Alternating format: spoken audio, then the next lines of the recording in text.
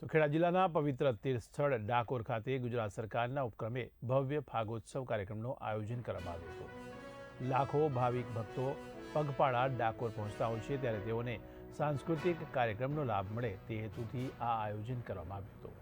આ પ્રસંગે ભાજપના આગેવાનો, જિલ્લા કલેક્ટર, એસપી અને મોટી સંખ્યામાં નાગરિકો હાજર રહ્યા હતા।